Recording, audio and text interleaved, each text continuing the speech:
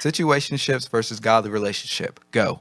Go. Okay. Situationships, no commitment. Godly relationship, commitment. Currently in or previously were in a situationship and now in a godly relationship. Well, we've come to the right place. Let's talk. All right, quality people, let's talk about situationships versus quality relationships.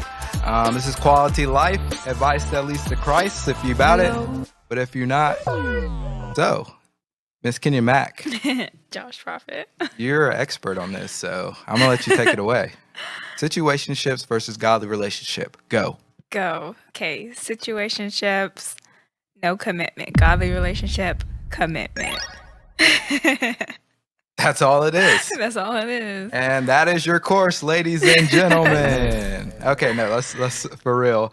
Let's dive into this. So, Yeah. what's one big thing that you would say separates a situationship from a godly relationship?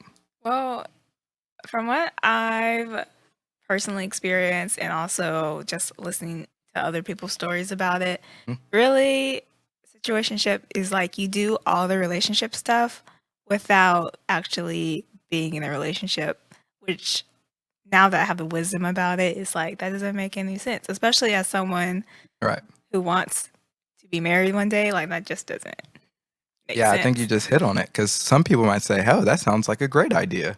Yeah, because like a lot of people end up going into situationships because they're like, well, I'm not ready to be in a relationship yet. But Right. it's like, but you're doing everything that would be a relationship wise. You're seeing them. And you don't have a commitment. Yeah, you don't. So it's like, you want to, you know, deep down, like I said this in my video, you know, deep down, you want a relationship. Right. So just be intentional about wanting a relationship. Get yourself together to a point where you're like, you do want to get in a relationship and use that time, those resources for that commitment rather than just lollygagging and chilling when you could be building up skills.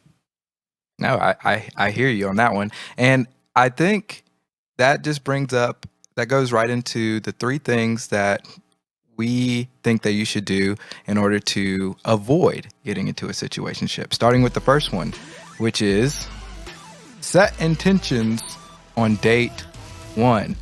So how important is it to set your intention right away? On a scale of 1 to 10, off the charts. It's off the charts. Off the charts. There it is. Because I remember, like, me and you, when we first had interest in each other, I was like, so do you want a situationship? Yeah, you just came out and said it. You're like, hey, what's this about? I was like, what do you mean? I just met you like yesterday. What are you talking about? I was not trying to waste any time. So I was like, hey, do you want a situationship or not? Because... And you know, when you asked that, I was like, who asked that question? The only reason I knew what a situationship was because this artist, Snow Allegra, the R&B singer, had a song called Situationship. So I had a faint idea of what it was, but that was the only time I had heard it mentioned. I didn't know it was like an actual thing. I thought it was something that she kind of came up with that was kind of clever. And so I was like, the girls out here really asking about that? No, but I thought it was cool because you kind of let me know exactly where you stood on the matter. Because for me, I always said I wouldn't commit to anybody unless it was serious, right? I wasn't really gonna do the situationship. We could be friends. We could be friends. I'll see you when we're out dancing. We could do that, whatever. But if I don't see us getting married, then I'm just not gonna engage because that's just a waste of both of our times. Like, yeah, we can maybe have a little fun, but at the end of the day, I should be, building this, getting good at doing stuff like this. And if I was getting into a bunch of situationships, this doesn't happen. Or we could be, recording on a little webcam in 720p right now. Oh, So, no, you not see what I'm saying? 720. So set your intentions is very important. We have another tip, and that is understand the type of man or woman God wills for you. Now that is super important. So what is the type of, well, let's individually go. Okay, you go first. Wow, okay. Yeah. We're not even gonna flip a coin. Josh goes first. So I think the type of woman that God wills for us, well, I was gonna wait till after, but we're just gonna go straight to this Bible verse. I think it goes back to not a specific type of woman as far as like what she does. And it more goes back to Galatians 5:21-23. And it says, envy, drunkenness, carousing, and things like these, I am warning you as I warned you before, those who do such things will not inherit the kingdom of God. So why would you even want a person who is engaging in, criminal behavior like this or degrading behavior like this? By contrast, though, here it is.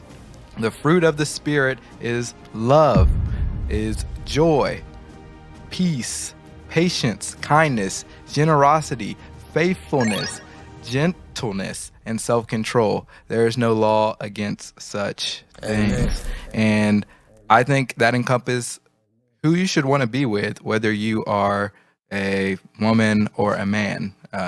Because it's like, goes back to the virtue thing. It's like you want somebody of good character and of good virtue rather than, somebody who you are just off the charts physically attracted to, but they have, the things and the characteristics that won't allow them to inherit the kingdom of God. Why would you even put yourself in that position? Yeah, and I think that's good. I also would like to add, like, just as you want someone that has good character and is also attractive, like, you have to be those things too. And I think you have to be those things first also. Yeah. So you can attract that, So. No, I totally agree with that. I wrote something earlier when I was thinking about this, and I said, you should never try to push someone to God so that you can benefit. So this kind of goes to, like, a lot of people will say, oh, I like him. This happens with girls a lot. I like him, but he's not really into the church thing, but he comes because he's into me and I'm going to change him. And it's like, no, you're not. You're just not. And so it said, you should never try to push someone to God so that you can benefit, because that's out of order. That's actually backwards. The ideal thing to do is that you're both walking in God's purpose for you. And then now you're in a position where God can bless you with a fruitful relationship. And so that's actually the way that it should be. And that's why I put up that verse, like, find somebody who is displaying and who is walking out and living in the fruit of the Spirit. Because if you are, trying to get somebody who's doing the opposite of that and trying to change them, it's not for you to change. That's for Jesus to change their heart. And so, and it's just like a lot of unnecessary work that you're putting on yourself. Right. And that's a very easy way to be in a situationships. We got one more point. Relationship updates are a must. They are a must. Yes. We had one yesterday. Yeah. I think we've had a couple this week. Yeah, I mean, yeah, situations. Relationship updates are a must. And at first we were like, yeah, we're going to do this every day, or not every day. We were going to do this once a week, and we had like a specific day of the week. Now we kind of do them frequently because I think we're more in sync, more in rhythm of like where we're going and where we're headed. And so if we need to do them more frequently, we will. If we don't, sometimes we go a little while without doing them. But I think once you get into that rhythm, then you're fine. But at first, it should be like a schedule. Hey, what's good? Yeah. Every Monday, we're going to sit and we're going to talk like, hey, are we still headed to the right place? Because early in a relationship, you don't really know that person yet. And so you don't know. Perfect time to get to know them. Yeah. You don't know what's going to trigger them to bounce, or what if they're actually, being a little distant, and you unknowingly, you don't know them because you don't know their idiosyncrasies quite yet. So like now you could say, hey, what's wrong with you? Yeah, or I could say, what's wrong with you? Because you can just tell.